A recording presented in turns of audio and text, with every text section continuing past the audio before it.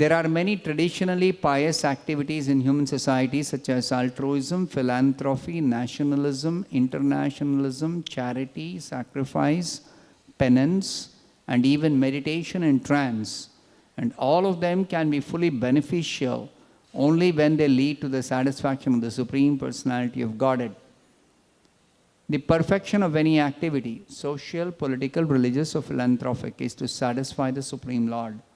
This secret of success is known to the devotee of the Lord as exemplified by Arjuna on the battlefield of Kurukshetra. As a good non-violent man, Arjuna did not want to fight with his kinsman. But when he understood that Krishna wanted the fight and had arranged it at Kurukshetra, he gave up his own satisfaction and fought for the satisfaction of the Lord. That is the right decision for all intelligent men. One's only concern should be to satisfy the Lord by one's activities. If the Lord is satisfied by an action, whatever it may be, then it is successful. Otherwise, it is simply a waste of time. That is the standard of all sacrifice, penance, austerity, mystic trance, and other good and pious work. Thus ends the Bhaktivedanta purport. Om Jnana-timirandasya Jnananjana-shalakaya Chakshurunmilitam Yena Tasmai Shri Gurave Namaha Nama Om Vishnu-padaya Krishna-preshtaya Bhutale Srimate Bhaktivedanta Swami-niti Namine Namaste Saraswate Deve Gauravani Pracharine Nirvishesha Shunyavadi Paschatya Deshatarine Jai Shri Krishna Chaitanya Prabhu Nityananda Shri Advaita Gadadhara Srivasadi Gaura Bhakta Vrinda Hare Krishna Krishna Krishna Hare Hare Hare Rama Rama Rama Hare Hare.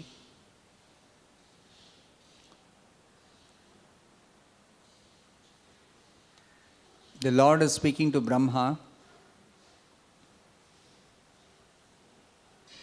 and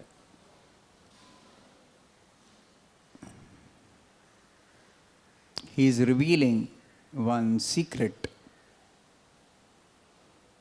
This is the secret of success in all our activities, whatever we may do.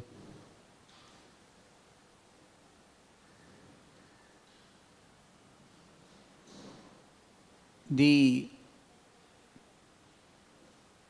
people in general are engaged in so many different types of activities, and generally they seek success in whatever activities they do.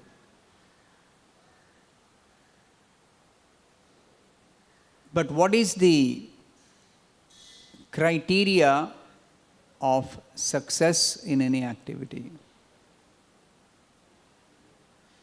Everyone might have their own way of ascertaining what is success. Generally, people consider that if they do some work to satisfy their mind or their senses, they consider as success in the activity.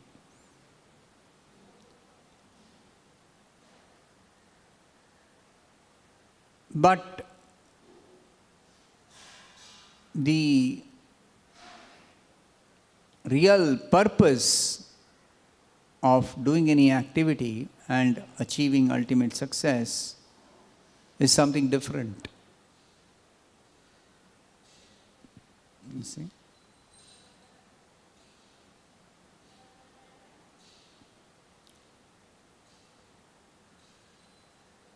Here, the reference is made to traditionally pious activities in human society. Pious activities are activities which are generally sanctioned by the scriptures and are meant for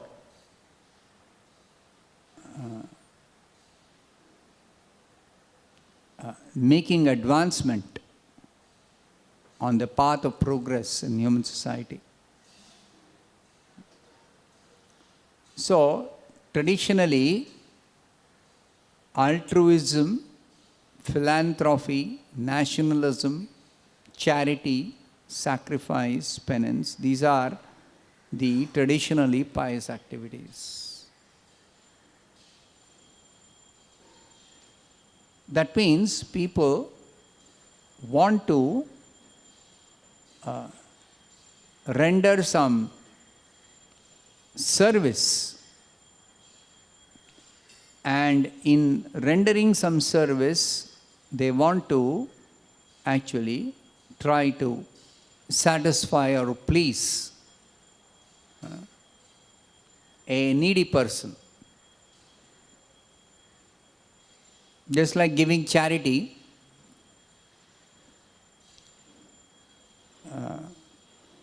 charity is given generally to a person who is in need,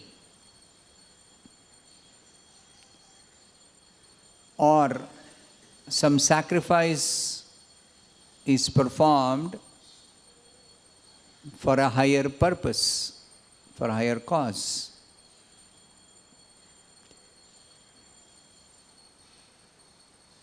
Or even nationalism, like considering all people of one particular country as belonging to one community or one nation, not seeing the differences, but rather seeing the commonality. Or even internationalism, where one transcends even the national boundaries.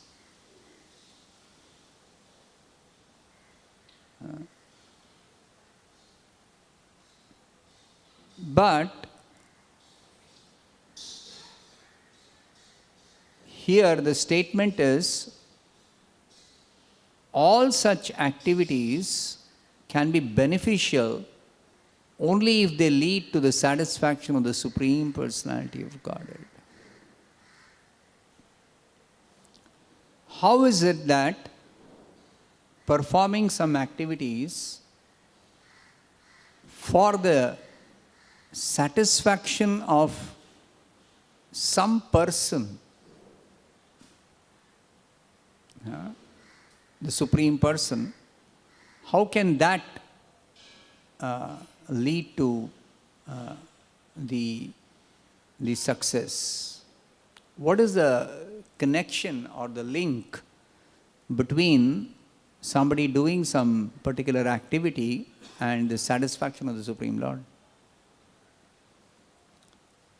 For this, one has to understand who is the Supreme Lord.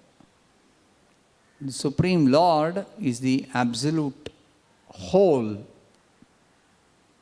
and everyone and everything is simply a small part of the absolute whole.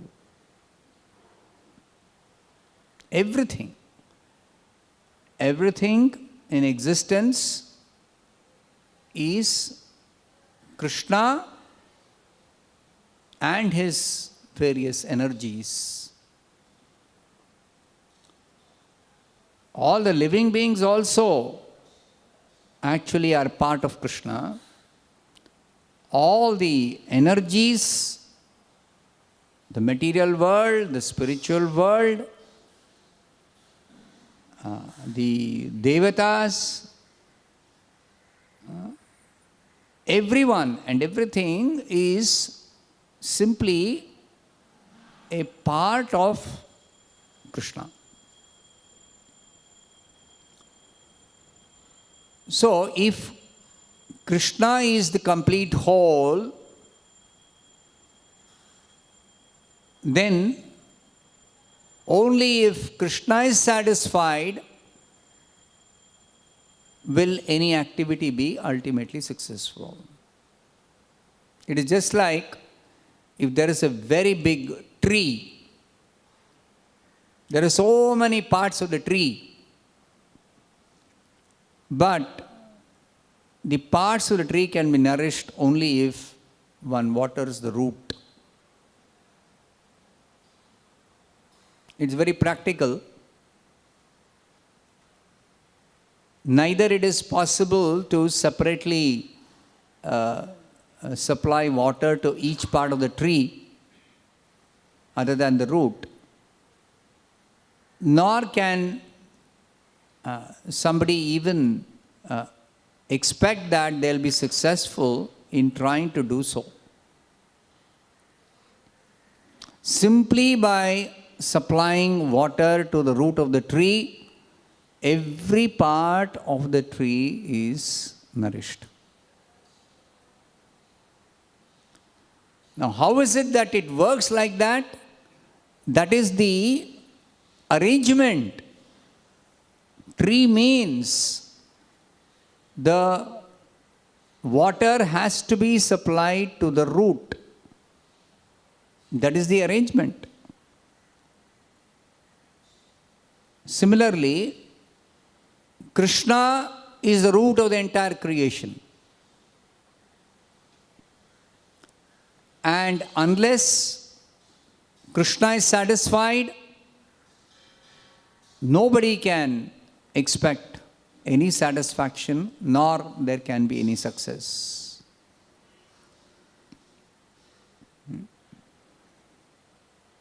So therefore, in the Sankhya philosophy, the aim is to find the root of the creation. After all analysis,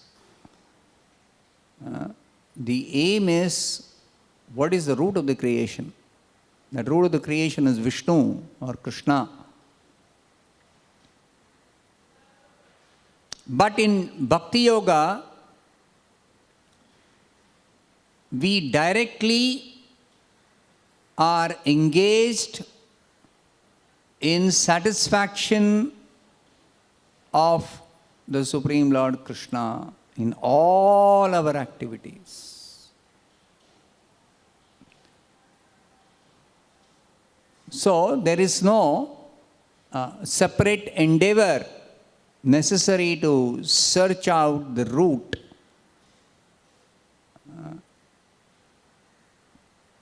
Nor is there any need for separate activities to water the root of the tree. There is no need. Simply by directing all activities towards satisfaction of Krishna, as service to Krishna, for his satisfaction, all success is guaranteed. So therefore, in the Bhagavatam, it is said, whatever activities one may do, samsiddhir haritoshanam. What is the highest perfection of any activity?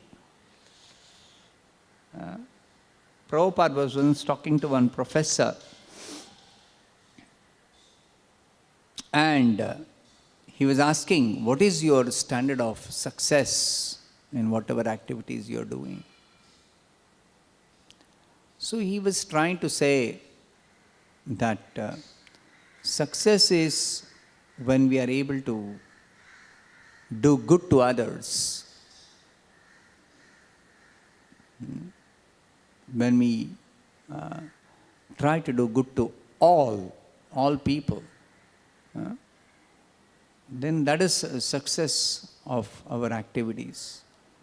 He said, yes, we should do good to others. But what is the absolute good? What is your standard of absolute good? Just like you are trying to show compassion for fellow human being, but you are sending the animal to the slaughterhouse.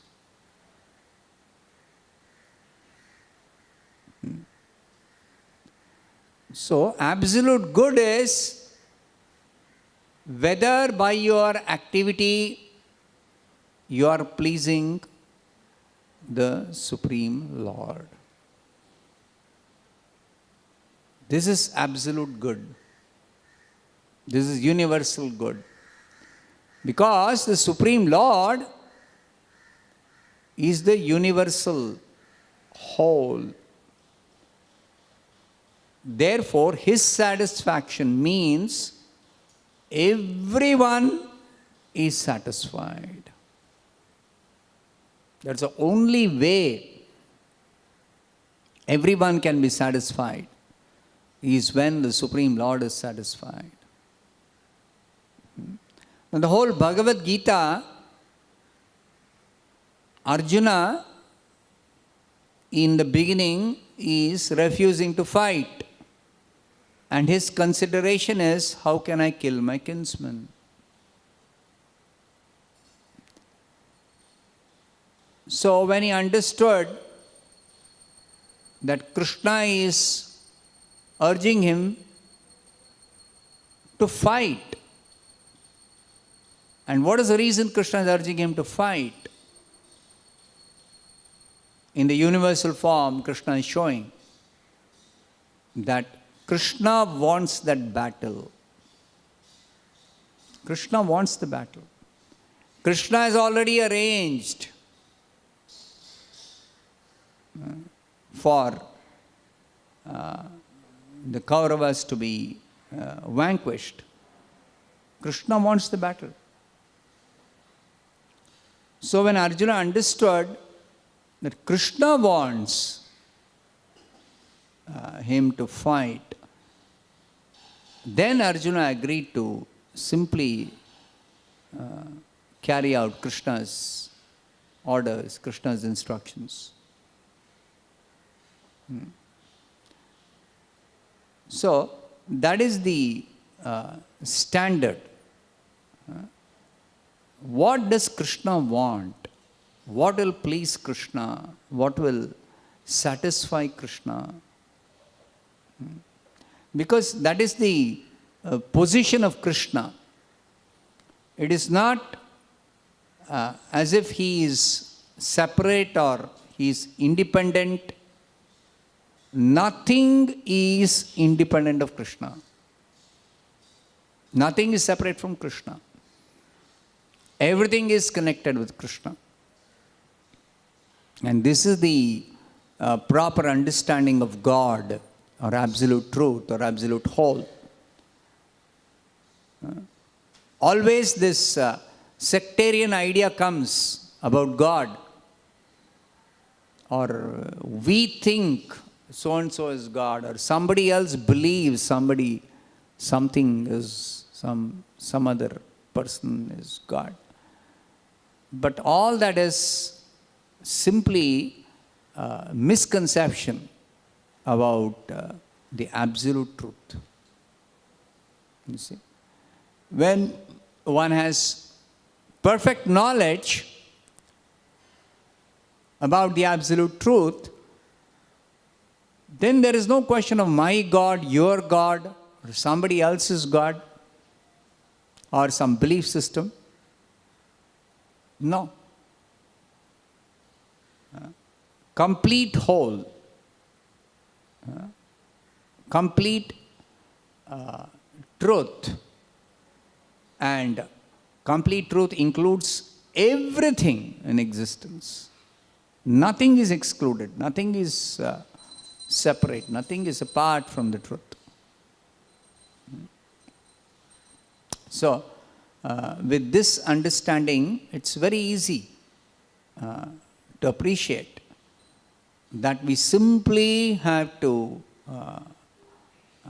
work for the satisfaction of Krishna. And then,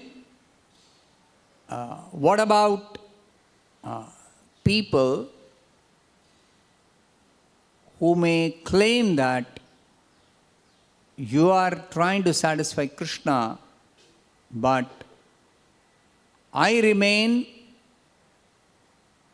dissatisfied in spite of you trying to please Krishna. Like you devotees. Non-devotees may claim that devotees are trying to please Krishna, and because of that, maybe other devotees are pleased. What about non-devotees? We are not satisfied if you please Krishna. So, Prabhupada explains, just like if there is a branch of a tree, as long as that branch of the tree is connected to the tree, it will receive all nourishment that is given to the tree. But if the branch is disconnected from the tree, then it's a dead branch. It cannot be nourished. A dead branch means one which is separated from the tree cannot be nourished by any means. Similarly, those who are disconnected from Krishna, actually nobody can be disconnected from Krishna. But if they choose to disconnect by, how do they disconnect? Simply they become forgetful. They think independent. I am separate. I am independent. I have no connection. So, thinking like that, it's a misconception, because in reality, always, eternally, everyone is connected to Krishna. Eternally. But somebody may forget, or somebody may think independent, and in that state of forgetfulness or illusion, there will be suffering, there will be scarcity, there will be feeling of some want.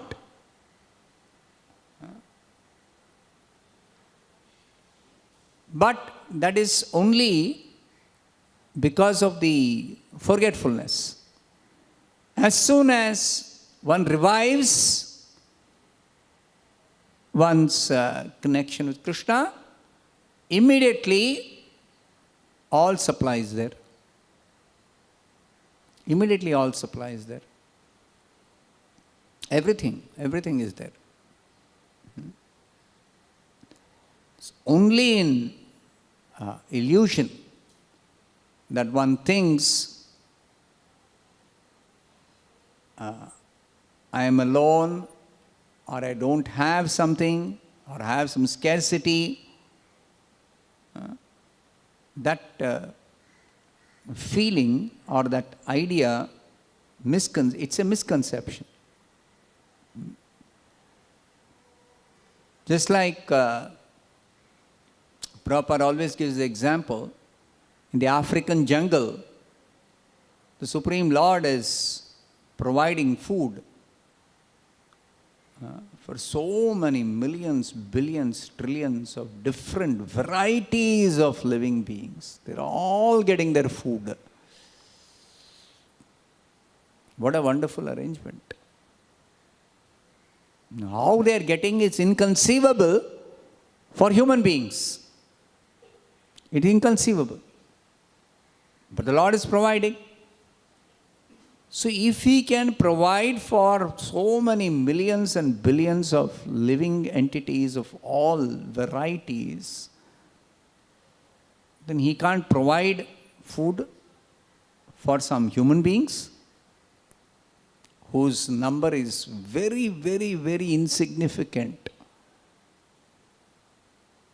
Only because of godlessness do people suffer. There is one great economist, Adam Smith. He is a God-conscious person. He has written books on economics. He's one of the earliest economists who's brilliant economist. He says that there is plenty of food for all human beings, provided people don't misuse grains for feeding some animals and try to eat animal flesh.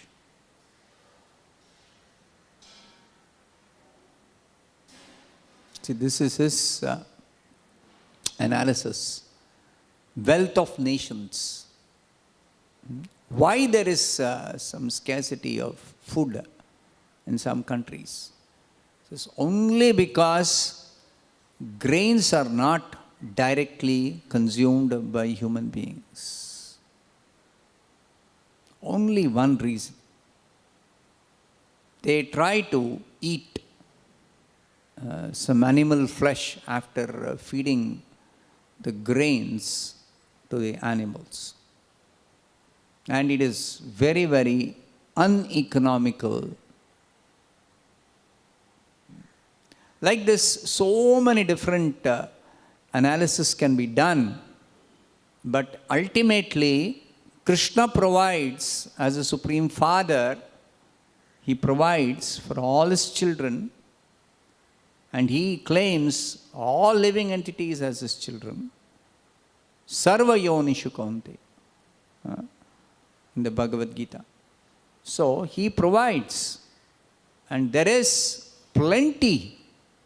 There is plenty. It's not that there is any real scarcity. There is plenty. But if one is not connected with the Supreme, not connected with God, then one may experience some scarcity or shortage or some difficulty. Otherwise, there is plenty for everyone. So the point is that if one is connected properly with the Supreme, then all necessities are provided without any difficulty. And success in any activity, the highest perfection of success is to please the Supreme Lord, Krishna, by any activity, simply to please him. So, his satisfaction, because he is the complete whole, is the basis of success. So, this is a very important secret, especially for devotees, that without pleasing the Supreme Lord, and to please the Supreme Lord, we have got a easier approach, because the Lord is so great, one cannot easily approach the Lord. So we approach Krishna through his devotee. Yasya prasadat bhagavat prasado. By pleasing the spiritual master, we are able to please Krishna. And pleasing the spiritual master is very easy for especially those who are surrendered to the spiritual master, those who are engaged in serving the spiritual master. It's very easy through pleasing the spiritual master.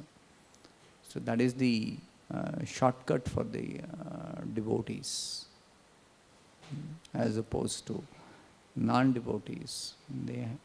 If at all they want to please the Supreme, it's very difficult for them to even approach the Supreme. That's why you see so many people engaged in searching the Supreme or seeking the truth, seekers of truth. They're searching. Whereas in our case, there is no question of seeking or searching. Krishna is the supreme absolute truth. And Prabhupada, through Prabhupada, we very easily approach Krishna. Okay, I'll stop here. Mantara Srimad Bhagavatam ki jai, Shri Prabhupada ki.